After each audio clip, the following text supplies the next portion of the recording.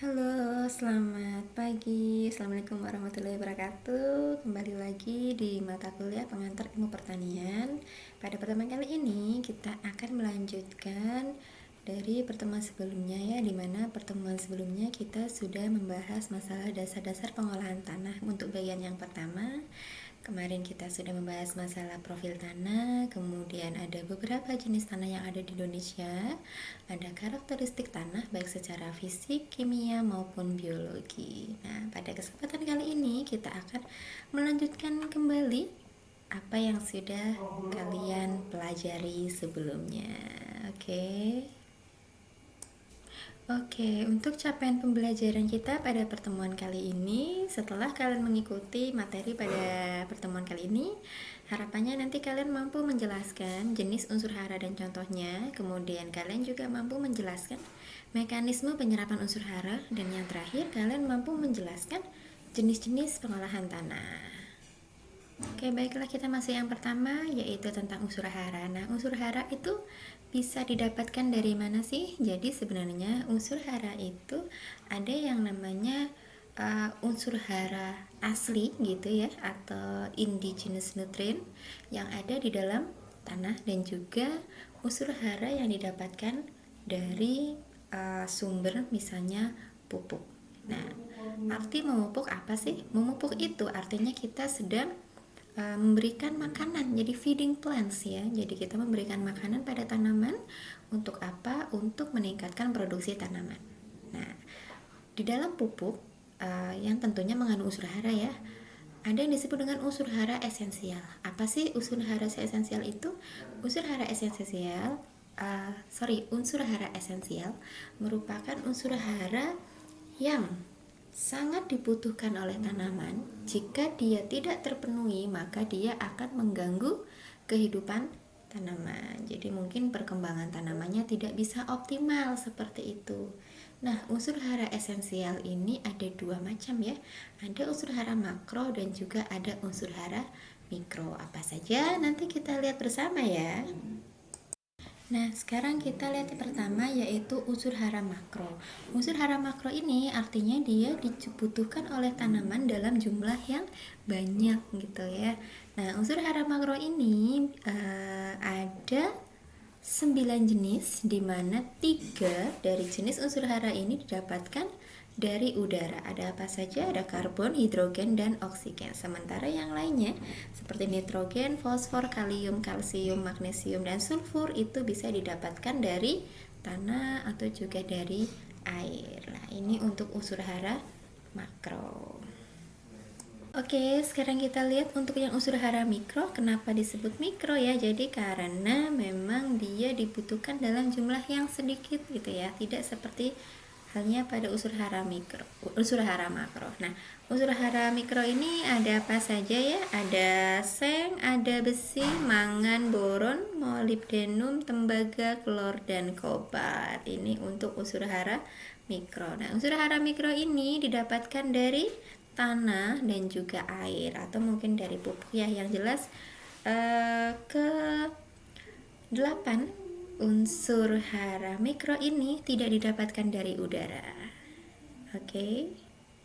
Nah, sekarang kita lihat bagaimana sih mekanisme penyerapan hara, dalam artian bagaimana hara itu bisa sampai ke permukaan akar ya untuk bisa diterap. Yang pertama ada aliran massa, yang kedua ada difusi, dan yang ketiga ada intersepsi akar. Jadi ada 3 mekanisme penyerapan hara. Yang pertama untuk aliran massa ya. Jadi kenapa disebut ada aliran massa? Karena kita tahu kalau hara itu bisa diserap tanaman dalam bentuk ion. Nah, ion ini terbawa atau berada di dalam larutan tanah. Nah, artinya ketika ada air yang bergerak gitu ya, itu ada kemungkinan membawa unsur hara yang terlarut di dalamnya, seperti itu. Jadi unsur hara ini masuk atau menjangkau permukaan akar ketika dia terbawa oleh air. Ini untuk aliran massa. Dan kenapa bisa terbawa oleh air? Ini sebenarnya ada mekanisme lain yang mempengaruhi. Salah satu proses fisiologi tumbuhan, yaitu ada proses transpirasi. Apa sih transpirasi? Transpirasi itu adalah penguapan air ya dari tubuh tanaman. Jadi ketika air yang ada dalam tanaman itu terus menguap, artinya si akar ini akan terus mencari kayak gitu. Nah, yang kedua kita lihat ada difusi. Apa sih difusi? Difusi artinya ada suatu perbedaan konsentrasi. Nah, terkait dengan mekanisme difusi ini, jadi ada perbedaan konsentrasi larutan tanah, di mana hara ini bisa sampai ke permukaan akar karena ada perbedaan konsentrasi di tempat konsentrasi tinggi menuju konsentrasi yang rendah. Jadi misalnya di daerah perakaran ini konsentrasinya rendah karena sudah sering diserap oleh akar. Nah, kemudian di daerah lain misalnya yang agak jauh dari akar atau mungkin di dekat koloid ya, kita sudah belajar masalah koloid, baik itu koloid liat maupun koloid organik, konsentrasinya lebih tinggi. Nah, karena ada perbedaan konsentrasi ini, akhirnya terjadilah proses difusi. Oke. Nah, kita lihat yang ketiga ya, mekanisme yang terakhir ini adalah mekanisme melalui intersepsi akar. Jadi kalau tadi yang kedua itu kita lihat di mana seakan-akan hara yang mendekati akarnya, tetapi untuk intersepsi akar ini kebalik. Jadi akar yang seolah-olah mendekati haranya. Jadi intersepsi, mungkin perpanjangan gitu ya. Kita kan tahu kalau akar itu mempunyai bagian-bagian kecil yang disebut dengan rambut akar ya. Nah, dari rambut-rambut akar itu atau mungkin ada jenis tanaman yang berasosiasi bekerja sama dengan mikroorganisme ya. Misalnya untuk tanaman jagung biasanya ada hifa ya, di bagian akarnya itu memperpanjang daerah perakaran. Jadi seolah-olah itu bagian akarnya yang mencari, seperti itu. Sudah ada gambaran ya. Oke, kita masuk ke slide selanjutnya, yaitu masalah defisiensi hara tanaman. Apa sih yang disebut dengan defisiensi?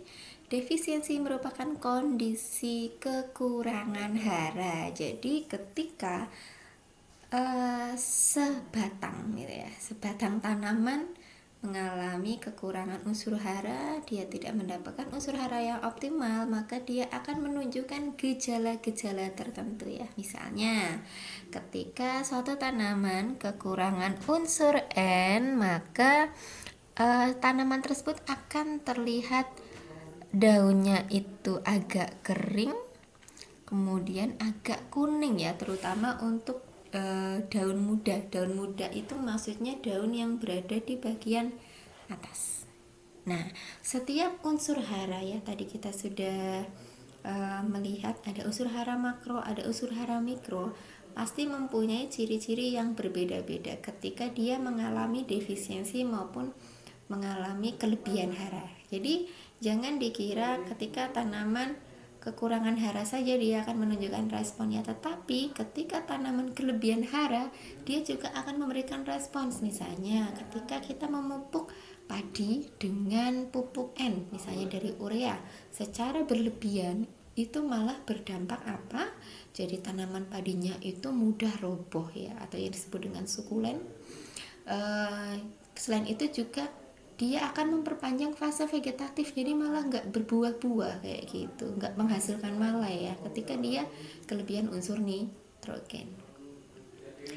Oke, kita lanjutkan dulu ya, nanti tugasnya ditunggu.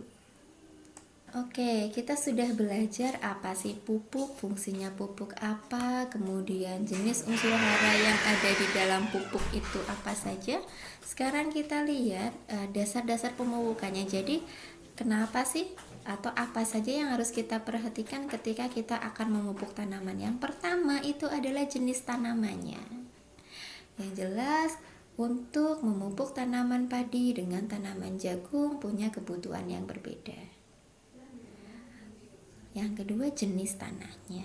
Jadi kita lihat jenis tanahnya subur apa enggak gitu ya.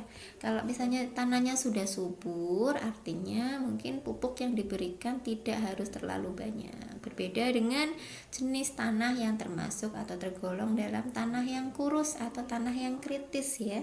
Itu artinya membutuhkan tindakan pemupukan yang lumayan. Nah, selanjutnya ada jenis pupuk. Nah, pupuknya apa sih yang mau diberikan gitu ya. Kalau misalnya kita mau memberikan pupuk N, jangan sampai nanti yang kita berikan pupuk P dan seterusnya. Lalu dosisnya. Nah, dosis pupuk ini tentunya akan berbeda-beda untuk tiap jenis tanaman dan juga pada fase pertumbuhan tertentu. Jadi ketika kita sedang memberikan pupuk pada masa fase pertumbuhan tanaman, ukurannya pasti akan berbeda ketika kita memupuk tanaman yang sudah mulai menunjukkan fase generatif, misalnya ketika akan berbunga seperti itu. Dan yang kelima ini ada waktu pemupukan. Jadi kapan sih waktu pemupukan yang tepat? Ini juga terkait dengan yang pertama, biasanya pupuk itu lebih tepat diberikan pada waktu pagi hari ya. Terus yang kedua, mungkin nggak sih kalau kita mupuk pada musim hujan ya, saya rasa itu tidak tepat, percuma gitu, nanti pupuknya malah lari ya, hilang. Dan yang ketiga, kira-kira waktu pemupukannya pas apa enggak gitu. Kita mau mupuk pada saat misalnya seminggu setelah tanam atau 2 minggu setelah tanam, dan ini perlu dipikirkan. Yang terakhir ini masalah cara pemupukan. Jadi cara pemupukan itu ada beberapa metode ya. Ada yang modelnya disebar di samping larikan tanaman. Ada yang modelnya ditugal gitu, diletakkan di dekat tanamannya. Kemudian ada yang disebar begitu saja. Kemudian ada yang cara pemupukannya itu dicampurkan dengan air irigasi yang disebut dengan vertigasi. Nah, terkait dengan jenis pupuk, dosis pupuk, waktu pemupukan, dan cara pemupukan, ini dikenal sebagai 4 tepat. Jadi, ketika memupuk harus tepat pupuk, tepat dosis, tepat waktu, dan tepat cara. Oke? Semoga paham. Ya, semangat. Oke, kita lanjutkan dulu ya. Jadi kita sudah tahu kan bagaimana atau dasar-dasar dalam pemupukan. Nah, pemupukan itu erat kaitannya dengan pengolahan tanah. Nah, sebenarnya pengolahan tanah ini bertujuan untuk menciptakan kondisi tanah yang sesuai dengan pertumbuhan tanaman. Sesuai apanya? Yang pertama, pengolahan tanah ini juga bisa untuk memperbaiki struktur tanah. Kemudian pengolahan tanah juga bisa untuk menghambat atau mematikan pertumbuhan gulma. Dan yang terakhir, pengolahan tanah ini juga bisa untuk meningkatkan kecepatan infiltrasi. Nah, apa sih infiltrasi? Infiltrasi itu merupakan proses masuknya air ke dalam tanah, seperti itu. Sekarang kita lihat jenis pengolahan tanah itu ada berapa, yaitu ada 3 ya. Yang saya sebutkan di sini ada 3 yang disebut dengan no tillage, minimum tillage, dan maximum tillage. Apa sih ketiga jenis pengolahan tanah ini? Kita lihat yang pertama, no tillage ya. Kita bisa lihat dari gambar yang paling di atas ini. Jadi intinya tanah ini dibiarkan seperti ladang ya. Kalian tahu ladang kan? Jadi yang digunakan hanya yang untuk ditanami saja. Misalnya yang bagian untuk penanaman benih atau bibit seperti itu. Jadi memang pengolahan tanah itu bisa dikatakan tidak ada. Itu yang pertama. Yang kedua adalah minimum tillage ya. Dengan kata minimum artinya pengolahan itu tetap ada gitu ya. Cuman intensitasnya itu kecil ya. Kita bisa lihat di gambar yang kedua ini. Yang ini ya, ini minimum tillage. Terlihat jadi pengolahan tanah itu pada daerah perakaran ya. Tetapi ada bagian-bagian yang memang tidak diolah, dibiarkan tetap seperti apa adanya. Nah, untuk jenis pengolahan ini ya pada minimum tillage ini juga sebenarnya memberikan keuntungan apa? Yaitu salah satunya tetap menjaga supaya struktur tanahnya itu tidak rusak ya. Karena ada bagian-bagian yang tidak diolah ya. Diolah itu hanya daerah pertanamannya saja. Berbeda dengan no tillage tadi ya. Kalau no tillage itu khusus untuk misalnya bagian benihnya saja seperti itu. Tapi kalau untuk minimum tillage bisa ini dibuat semacam larikan seperti itu. Yang terakhir ini adalah maksimum tillage ya. Kita lihat maksimum artinya benar-benar pengolahannya itu maksimal. Jadi semuanya itu diolah paling gampang ya. Ketika kita melihat pengolahan tanah menggunakan mesin misalnya traktor ya, itu merupakan salah satu contoh dari pengolahan tanah secara maksimum atau maksimum tillage. Oke, bisa dipahami ya. Oke, baiklah demikian apa yang dapat saya sampaikan pada pertemuan kali ini ya. Kalian sudah belajar masalah unsur hara dan mekanisme penyerapan haranya. Kalian juga sudah belajar dasar-dasar pemupukan. Kalian sudah tahu dasar pengolahan tanah ada berapa ya. Jadi semoga apa yang sudah saya sampaikan kalian bisa memahaminya dengan baik. Dan yang tidak kalah penting, kalian juga bisa mencapai kompetensi pembelajaran yang sudah saya sampaikan di awal pertemuan ini. Nah, untuk kali ini saya akan memberikan tugas ya. Silakan nanti kalian membuat sebuah video yang mempresentasikan gejala defisiensi dan kelebihan unsur hara. Minimal 2 jenis hara ya, dan harapannya nanti berbeda-beda ya. Oke, nah video nanti diunggah di akun YouTube, kemudian link YouTube-nya silakan dikirimkan ke WA grup saja. Oke, kalau ada yang nanti belum jelas boleh ditanyakan. Baiklah, kalau begitu saya tutup ya. Semoga apa yang sudah kita berikan, kita sampaikan ini ada manfaatnya gitu ya. Tetap sehat, tetap semangat, dan sampai jumpa lagi. Selamat pagi dan assalamualaikum warahmatullahi wabarakatuh.